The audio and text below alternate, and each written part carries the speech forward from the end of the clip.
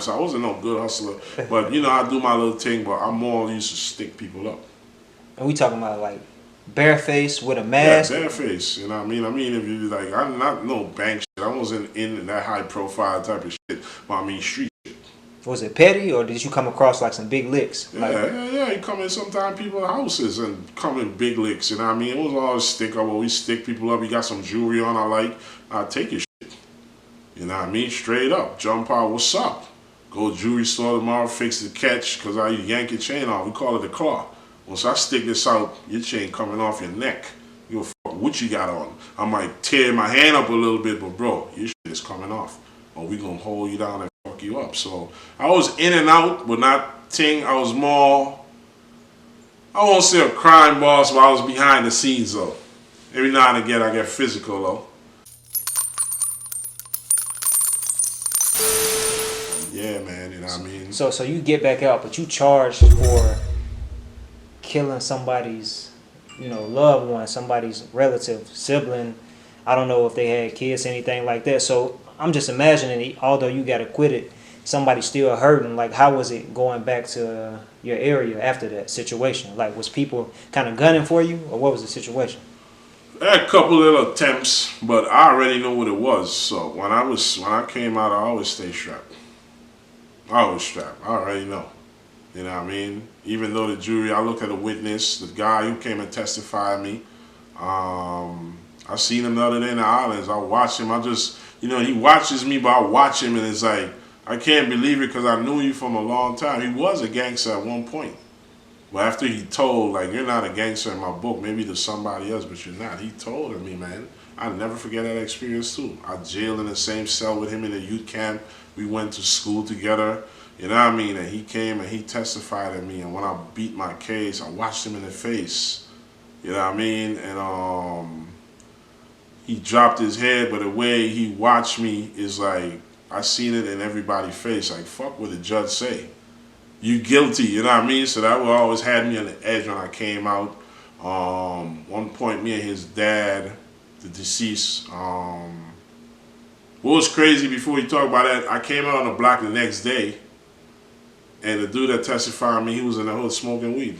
What? And when he seen me, he got up. He's like, John Safari, blessings. And then he walked off. My brother, Keela, rest in peace, wanted to still us to get him.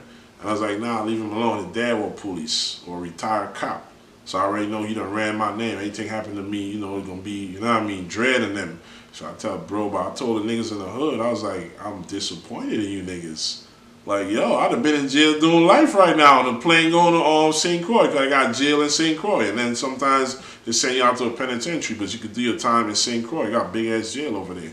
And I was like, damn, this dude could have sent me away for life, and he's here smoking. I was like, don't you guys read the papers? Because I remembered his name from school and from youth camp. Like I said, we was roommates. So I remember his government name, so when I seen it in the discovery, I knew who he was.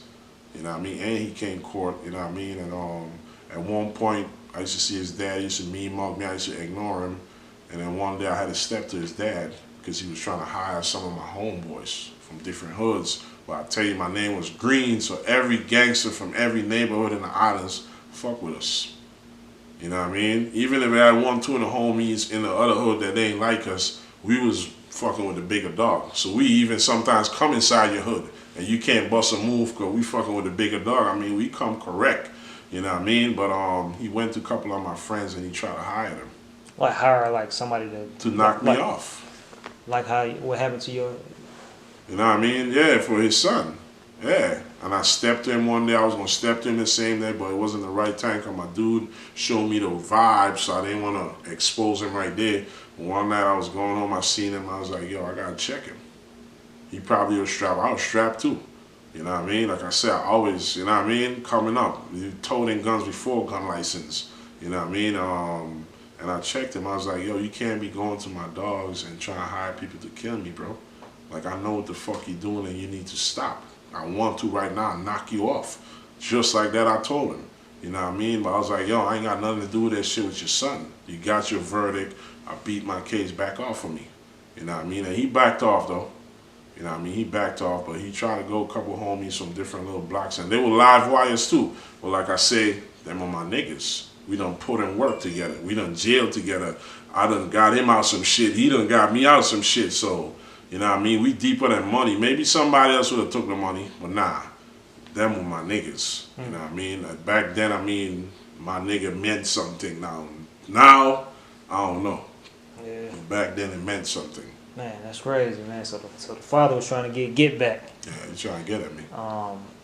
So how far in between, like, so what's the timeline from you transitioning to like America? Because we in the ATL right now. Like, how do you go from the Virgin Islands to U.S. Virgin Islands to? So I came out. I got acquitted. I was in between the streets a little bit, but out the streets. Hold on. When you say that in between, like, so what are we talking about here? I'm like still in the streets. Like, I still gotta keep the G code. Doing Niggas what? could be trying to gun at me. What you doing? What you mean? We sticking niggas up on the low, but we just getting smarter with it. We taking licks. You know what I mean? We hustling a little bit, but I was a bad hustler. I ain't even gonna front to you like I was this ultimate hustler. I was a bad hustler because when I get mad, I fuck the money up.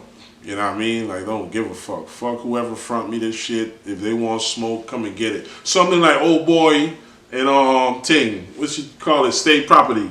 He was like, fuck you, after he got robbed from Cameron then. Oh, yeah. He's like, yo, fuck you. And, yo, if you watching, like, I was on that shit. When I get mad, like, yo, fuck everybody. I'm keeping this shit. And it was so crazy, like, people would front me shit, but... Oh, he's on Emilio Sparks. He took the cell phone and all that. Yeah, and he got slicked up. And then when he was like, yo, fuck everybody, like, you know what I mean? So I get like that sometimes. So I wasn't no good hustler. But, you know, I do my little thing, but I'm more used to stick people up. And we talking about, like, bareface with a mask? Yeah, bareface, you know what I mean? I mean, if you, like, I'm not no bank shit. I wasn't in that high profile type of shit. But I mean, street shit. Was it petty, or did you come across like some big licks? Yeah. You come in sometimes people's houses and come in big licks, you know what I mean? It was all stick up. Well, we stick people up. You got some jewelry on I take your shit. You know what I mean? Straight up. Jump out, what's up? Go to jewelry store tomorrow, fix the catch, because I yank your chain off. We call it a claw. Once I stick this out, your chain coming off your neck. You don't fuck what you got on. I might tear my hand up a little bit, but bro, your shit is coming off. Or we gonna hold you down and fuck you up. So I was in and out, but not Ting. I was more, I won't say a crime boss, but I was behind the scenes though. Every now and again I get physical though. You know what I mean? But I had this older chick I was messing with, so you know, like I wasn't like other people, like I was more into gangster shit. So I wasn't really I'm not gay or anything or funny like that, but I didn't care about no girls. I just go by the whole house, pay for some pussy boot, and I'm cool. I ain't had no girl like, hey, that's my baby, like, nah. So I was like, I remember we used to go carnival sometime, and my homeboys used to tease me, because all of them got girls. I'm on the side like, yo, where the fuck these niggas at? Where the smoke at? Like, bro, and they used to laugh at me. They used to be like, oh, you got sand in your balls, because all them niggas had kids and shit. I ain't had no kids, you know what I mean? So they, you know, they get together, crack jokes. I'm afraid of girls, and you know what I mean? But yo, I was on that gangster shit, bro. Like I was dedicated to it, so I didn't care about that shit. So I came out, I met an older chick, you know what I mean? She was putting that shit on me, yeah. And you know, that's something I'm transitioning. I'm trying to be, you know, a cool guy, regular, but still, I still got that name. And still I got brothers, so they doing shit. So when they do shit, niggas is looking at me. So I'm out, but I'm still in.